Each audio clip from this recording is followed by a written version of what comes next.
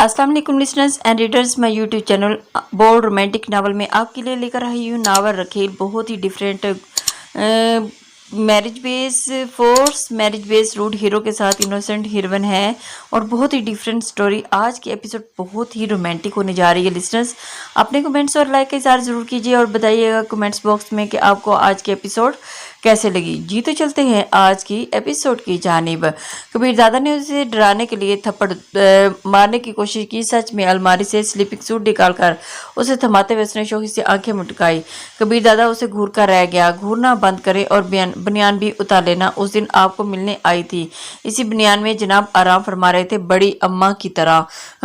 एक और नसीहत झाड़ते हुए बिल्कुल वो बाहर निकल गई। कबीरजादा को समझ नहीं आ रहा था कि वो कैसे इसकी हर बात बर्दाश्त कर रहा है। ड्रेसिंग रूम से निकलकर उसने अपने सामान उठाया और दोबारा अंदर घुस आई। अलमारी में लटके खाली हैंगर्स के साथ वो अपने कपड़े लटकाने लगी। कबीरजादा लिबास तब्दील कर वापस बेड की तरफ बढ़ गया था। वो भी अपने कपड़े और जूते वगैरह संभाल कर बेड की तरफ बढ़ गई और उसके साथ पड़े तकिए पर कोहनी से टेक लगाकर बैठते हुए उसके बालों में उंगलियां फेरने लगी। आज जल्दी क्यों आए? तनाविश का लहजा बिल्कुल किसी ख्याल रखने वाली बीवी का सा था। तुम्हें इससे क्या, मैं किस वक्त लौटता हूँ? बताया है ना, जो चंद दिन गुजारने हैं अपने काम से काम रखा करो। ये कहते ही उसने तनाविश का हाथ सर से दूर धकेला और सोने तो मुझे सुला रही हूँ ना। मुंह बनाते हुए वो दोबारा उसके सर में उंगलियां फेरने लगी। वो झुलाते हुए बोला, लेकिन मैं इसका आदी नहीं हूँ, मुझे इस तरह नींद नहीं आएगी। वो इत्मीनान भरे लहजे में बोली। तो जब मैं यहाँ हूँ तो आदत डाले। वो फिरते हुए बोला, मेरा ख्याल है तुम्हें आज ही वापस भेजना पड़ेगा। उसने शोही बड़े लहजे में पूछा, क्या तंग नहीं करूंगी तो वापस नहीं भेजेंगे? अपना हाथ उसने पीछे नहीं हटाया था। वो लहजे में तलखी समोते हुए बोला, कम से कम आज तो नहीं भेजूंगा। धमकियां न दे, ये ले, नहीं करती तंग। मुंह बसरते हुए वो पीछे होकर घुटनों में सर देकर बैठ गई। कबीरदादा ने आंखें खोलकर उसकी तरफ सर घुमाया। वो छोटी सी बच्ची की तरह घुटनों में सर टिकाकर मुंह बनाते हुए बैठ गई। कबीरदादा के होंठों पर हंसी नमूद आ रही। वो इसकी हालत देखकर मलहूस होता हुआ बोला, तुम्हारे रूठने से मुझे कोई फर्क नहीं पड़ेगा। गहरी सी आंखों में उदासी भरी वो उसकी तरफ मुतवज्जो हुई। किसी की बेबसी का मजाक नहीं उड़ाते। कबीरदादा के दिल को कुछ होने लगा। अच्छा, जो करना है करो, टसवे बहाने की जरूरत नहीं। बाकी आज नहीं तो कल तुम्हें जाना पड़ेगा। कल की कल देखी जाएगी। खुशी से चकते हुए उसने दोबारा तकिए से कोनी टेकी और उसकी मुलायम उंगलियां कबीरदादा के बालों में सरसराने लगी। किस वक्त जगाऊं? इस मर्तबा नाक में चढ़ाए बगैर कबीरदादा ने जवाब दिया, 7:30 तक जाग जाता हूँ। ठीक है, कहकर वो अपने काम में लगी रही। थोड़ी देर के बाद कबीरदादा के सांस भारी होने लगी और वो नींद में डूब गया। असर की अजान सुनकर वो वजू करने गुस्लखाने में घुस गई। वजू करके एक खाली कमरे में जाए नमाज बिछाई, जहाँ कोई तस्वीर वगैरह टंगी हुई नहीं थी, वरना तो हर जगह जंगल के बादशाह की तस्वीर लगी हुई थी। जाए नमाज में वो घर से उठा लाई थी, वरना तो हर जगह जंगल की तस्वीर थी। नमाज पढ़ के वो चेहने में गुस्से व राहत हाला का हाथ बटाने लगी। कबीर साथ साथ वो कबीरजादा की पसंद और नापसंद वगैरह के बारे में भी राहत हाला को करेती रही। बातों ही बातों में राहत हाला कहने लगी, बीबी जी, सच कहूँ तो आपके साथ साहब जी का रवैया बहुत ही अजीब सा है। इससे पहले तो कभी किसी हतून के बारे में मुझसे कोई दरियाफ्त करने नहीं किया। आज तो हकीकत में इतने गुस्से में थे कि मैं डर ही गई थी। क्या पूछ रहे थे? तनाविश को राहत की बात सुनकर खुशी महसूस हुई। यही कि कहाँ है और किसके साथ गई है? परेशान से नजर आ रहे थे। हाला, आप जानती तो है ना, उन्हें अपने दुश्मनों की वजह से परेशानी रहती है। राहत हाला मानी हेज लहजे में बोली, दुश्मन उन्हें क्या कह सकते हैं, वो तो बस आपकी वजह से परेशान थे। वो खुशी से चकी, तो बीवी के लिए शोहर को परेशान होना पड़ता है ना हाला। बीबी जी, खफा ना हो तो एक बात बोलूं, कहो हाला। वो उसकी तरफ मुतवज्जो हुई। साहब जी औरतों के मामले में मुस्तकिल मिजाज नहीं है हाला, जानती हैं आज तक आपके साहब को बीवी नहीं मिली ही नहीं है। बाजारी औरतें किसी मर्द की जिस्मानी ख्वाहिशात को वक्ती तौर पर पूरा कर देती हैं, मगर वो बीवी की जगह नहीं संभाल सकती। एक मर्द को सिर्फ बिस्तर के साथी की ज़रूरत नहीं होती, उसकी और भी कई ज़रूरियात भी होती हैं, जिन्हें एक सेहतमंद मोहब्बत करने वाली बीवी ही पूरा कर सकती है। बाजारी और हर मर्द के बिस्तर की जीनत बनने वाली औरतों के लिए मुमकिन नहीं होता कि वो मर्द के नाज नखरे बर्दाश्त कर सकें। गोया आपको लगता है कि आपको साहब को अपने साथ लेकर हाथ में कर लेंगी। राहत हाला के लहजे में बेयकीनी थी। मैं उन्हें बीवी और किराए की औरत के फ़र्क को आगाह करूंगी, बाकी ये उन पर मुनहसर है कि वो क्या फैसला करते हैं। तनाविश के लहजे में उदासी दर आई थी। अल्लाह पाक आपको कामयाब करे बीबी जी। वो ममूनियत से बोली, ऐसी दुआएं तो आप किसी अपने के लिए की जाती हैं हाला, आप मेरे लिए अपनों की तरह ही हैं बीबी जी। राहत हाला ने हलूस भरे लहजे में कहा, अगर अपना समझती तो बीबी जी ना कहती, बेटी कहकर बुलाती। अपनी हैसियत जानती हूँ ना। तनाविश ने उस दोनों हाथ थामते हुए हैसियत का तान पेशे से नहीं नहीं किरदार से होता है हाला जान। अल्लाह पाक आपको खुश रखे बेटी। राहत हालत जज्बाती हो गई थी। शुक्रिया हाला जान, और माजरत ख्वाह हूँ कि आज सुबह मैंने आपको खामखा डांट दिया, बस यूं ही गुस्सा आ गया था। नहीं बेटी, आपकी बात बिल्कुल ठीक थी, मुझे बर्तन धोकर रखने चाहिए थे, मगर जब कोई निगरान नहीं होता तो मुलाजिम कमजोर हो जाते हैं। अच्छा आप फिक्र न करें, मैं आ गई हूँ ना, आपका हाथ बटा दिया करूंगी। कल से बावर्ची खाने की तरफ आप बिल्कुल आज़ाद हैं। नहीं बेटी, आप तंग पड़ जाएंगी। राहत हाला में मजूब सी हो गई थी और शर्माते हुए बोली, उनके कामों की वजह से मैं तंग नहीं पड़ती हाला जान, अल्लाह पाक आपके रिश्ते के खुशबरी तवारत दे। राहत हाला ने हलू से दिल से दुआ की थी, आमीन। तनावश के होठों से बेसाख्ता फिसला। राहत हाला मानी हेजर में मुस्कुरा गई थी और तनावश भी हफीफ सी अंदाज में हंसती थी। तनावश की अजान शाम की अजान सुनकर नमाज पढ़ने चल दी और नमाज पढ़कर वो ख्वाबगाह में दाखिल हुए। कबीर दादा अब तक बेखबर पड़ा था। गुस्ल खाने में घुसकर उसने गुस्ल किया और नए कपड़े पहनकर सिंगार मेज के सामने खड़ी होगी। सामान मेकअप का सामान तो वहां मौजूद नहीं था और वो सजती संवरती बस बालों को कंघी करके उसने खुशबू लगाई और कबीर दादा को उठाने बेड की तरफ बढ़ गई और उसके साथ नीम दराज होते ही हुए उसके बालों में उंगलियां फेरने लगी। आंखें खुलते ही कबीर दादा की नजरें दीवार से टंगी घड़ी की तरफ उठी तो वक़्त देखते ही उसने मुंह बनाते हुए जारी भरे लहजे में कहा, 7:30 बजने में 20 मिनट रहते हैं। वो हंसी तो किसने कहा आप उठ जाए, लेटे रहे, और जो मेरे सर में हल चला रही हो उसका क्या? आपको जगाने के लिए ऐसा कर रही हूँ, उठाने के लिए नहीं। लेकिन मिनट भी तो मेरा, चंद मिनट मेरा भी तो हक बनता है आपके साथ लेटकर कुछ बातें कर लूं। तुम्हारे नाज और लाड उठाने के लिए नहीं लाया हूं मैं मोहतरमा, फलसफियाना अंदा लहजे में बोली। तो किसने कहा मेरे नाज उठाए? मैं नाज उठाने आई हूँ, उठवाने नहीं। कबीर दादा जलाते हुए बोला, फिर वही रोमांस, वो कहाँ बाज आने वाली थी। शरारती लहजे में बोली, जो प्यारा लगता है ना उससे रोमांस चढ़ जाता है जनाब, तो मैं तुम्हें प्यारा लगता हूँ। कबीर दादा ने संजीदगी से उसकी आंखों में घूरा। आपको क्या लगता है? आपने अपनी गहरी स्याह कबीर दादा आंखें कबीर दादा की जानिब उठाई जिसमें चाहत का समंदर मौजूद था। दिमाग का काम नहीं कर रहा था और उसकी आंखों में झांकते हुए कबीर दादा को कुछ होने लगा।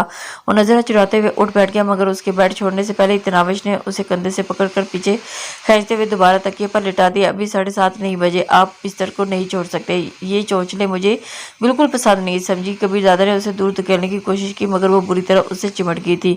क्यों, इतना भी हक नहीं बनता कि आप 2 मिनट मुझसे बातें कर लें? वो दिक होते हुए बोला, तो बातें करने के लिए और वक्त नहीं मिलेगा।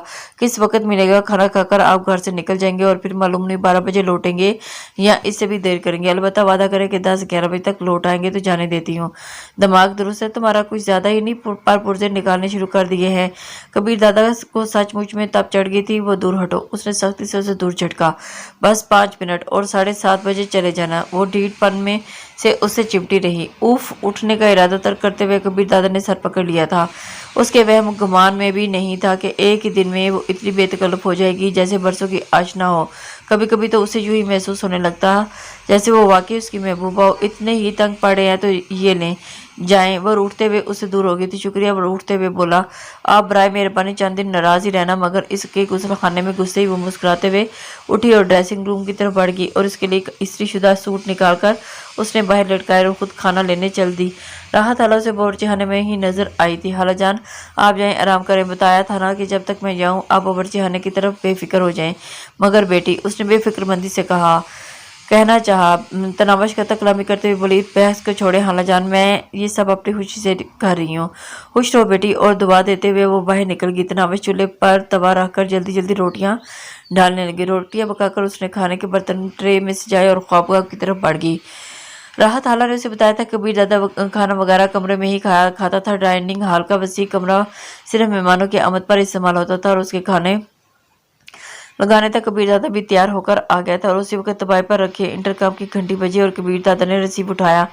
चौकीदार ने मोतबाना लहजे में कहा, सर इहलाक हुसैन शाह साहब तशरीफ लाए हैं, मैं ड्राइंग रूम में भेज दिया है। ठीक है मोहतसर, कहते हुए उसने रिसीवर वापस रख दिया। मेरा मेहमान आ गया है, तुम खाना खा लो, मैं बाद में खा लूंगा। तनावश के जवाब सुने बगैर वो ड्राइंग रूम की तरफ बढ़ गया। वो बस खफा नजरों से उसे घूरती रह गई।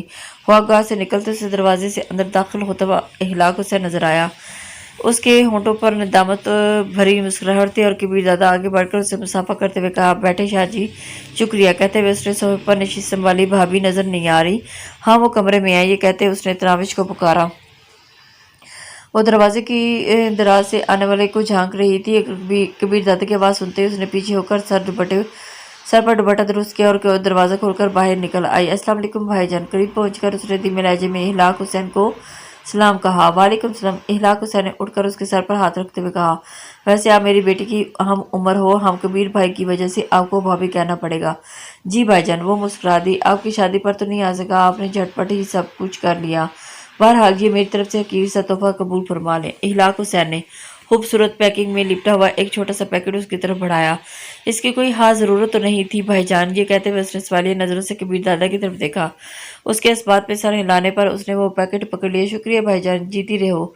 इखलाक हुसैन ने मुजाहिर इखलास भरे लहजे में कहा, मगर नामालूम क्यों तनाविश को इसके लहजे में हलूस की सख्त कमी महसूस हो रही थी। ठीक है जाओ। कबीर दादा ने उसे वापस जाने का इशारा किया और वो सर झुकाए ख्वाबगाह की तरफ बढ़ गई। उसके ख्वाबगाह में गायब होने तक इखलाक हुसैन की नजरें उसे घूरती रहीं। कबीर दादा गला खंखारने पर इखलाक हुसैन गड़बड़ाकर उसकी तरफ देखा और हफीफ होते हुए बोला, वैसे भाई कोई ज्यादा काम उम्र नहीं है। गौर नहीं किया। कबीर दादा बेपरवाही से बोला, अच्छा वो 2 कामों के लिए हाजिर हुआ था। एक तो कल रात मेरे यहाँ छोटी सी तकरीब है, आप अपनी बेगम के साथ जरूर हाजिरी देना होगी। दूसरा काम आपको मालूम है, अगर आप चाहते हैं कि वाज़ेह अंदाज में भाभी से माजरत करूं तो मुझे कोई एतराज़ नहीं है। ऐसी कोई बात नहीं है शाहजी। अगर आप मुझे उसी वक्त रोककर अपने अल्फाज वापस ले लेते तो मुझे जिद पर जरी न पाते। शुक्रिया। इहलाक हुसैन उठते हुए मुस्कुराया। वैसे ऐसी लड़की के लिए इतना गुस्सा करना तो बनता है। खाने का वक्त है। कबीर दादा ने अपनी जगह छोड़ दी थी। खाना कल रात इकट्ठा खाएंगे। इस वक्त मैं किसी की दावत में जा रहा हूँ। आपको दावत उदार रही। कबीर दादा ने अलविदाई मुसाफा करके वो तेजी से चलता हुआ बाहर निकल आया। ड्राइवर ने उसे देखते ही कार का भी दरवाज़ा खोल दिया और कार में बैठते ही वो शाद अफरीदी का नंबर डायल करने लगा। सुनाए शाह जी। वो शायद इसकी कॉल का ही मुंतजिर था। पहली घंटे पर कॉल वसूल कर लेगी। आपने नंबर भुगता आया हूँ। अब कबीर दादा की बारी है। तफसील सुनाओ यार। नौशाद के लहजे में कुछ जानने की तड़प थी। बस उसे शादी की मुबारकबाद दी, उस बादशाह को छोटा सा तोहफा दिया और वापस आ गया। कैसी है इस मर्तबा? नौशाद गुल ने साफ तौर पर मुंह से उगल दिया कि उसे क्या जानने की ख्वाहिश थी। सच कहूँ तो वो कमीना फजूल में पागल नहीं हुआ जा रहा था। अगर उसे झगड़ा ना हुआ होता तो तब भी उस लड़की को देखने के बाद उसके हसूल की कोशिश जरूर करता। इखलाक हुसैन ने अपने दिमाग में छुपी गुलाजत उगली। हा हा हा।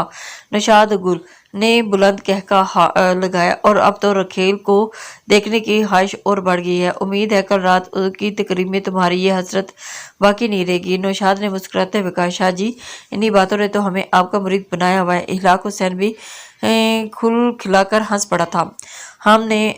तुमने अभी तक खाना नहीं खाया। ख्वाबगाह में दाखिल होते हुए कबीर दादा की नजर जू के तू पड़े हुए खाने के बर्तनों पर पड़ी। आपकी मुंतजिर हूँ।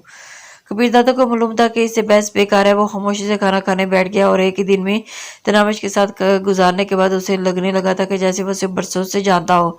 उसका हर अमल कबीर दादा को पहले से पता चल जाता था और उसके मुंह से निकलने वाले अल्फाज का मफहूम वो अदाई से पहले से जानता था। उसने सालन निकालने के लिए जो ही डोंगे को हाथ लगाया, उसके हाथ में डोंगे का चिपटते हुए वो तेज लहजे में बोली, मैं डांट रही हूँ ना, मेरे पास हाथ नहीं है क्या? वो कहाँ हार मारने वाली थी। बरजस्ता बोली, हाथ पाँव तो बीवी के पास भी मौजूद होते हैं, फिर वो क्यों शोहर की कमाई खाती है? गलत। आजकल की औरतें नौकरी पेशा है। वो बहस पर उतर आया। उनमें अक्सरियत मजबूर खवातीन हैं जो शौकिया नौकरी करती हैं। उन्हें शोहर की परवाह नहीं होती। कबीर दादा उस पर चोट करता हुआ बोला, तो बस तुम भी अपना शौक पूरा करने के लिए नौकरी ढूंढ लो। कम अज कम इस बहाने मेरी जान तो इसी गुजारे से छूट जाएगी। हर किसी को अपना अपना शौक होता है। मेरा शौक आपकी खिदमत करना, आपका ख्याल करना और आपके नाज नखरे बर्दाश्त करना है। शोही भरे लहजे में कहते हुए उसने पहला नवाला कबीर दादा के मुंह की तरफ बढ़ाया। ये क्या है? मुंह खोले बगैर उसने नाक बमें चढ़ाई। जब बताया इस तरह के चोचले मुझे बिल्कुल पसंद नहीं है। फिर भी तुम्हारी समझ में क्यों नहीं आ रहा? ये कहते हुए वो खुद नवाला तोड़ने लगा और तनाविश ने अपना हाथ पीछे नहीं हटाया। जो ही उसने नवाला मुंह की तरफ ले जाना चाहा, तनाविश ने बाएं हाथ से उसका हाथ पकड़ लिया और चेहरे पर गुस्सा तारी करते हुए कबीर दादा ने उसकी तरफ घबराए हुए बोली, तो हर बात पर जिद करना अच्छी नहीं है। जिद नहीं कर रहा, तुम्हारी बचकाना हरकतों पे गुस्सा आ जाता है। ये कहते हुए उसने तनाविश का हाथ पकड़ते हुए मुंह में ले लिया था।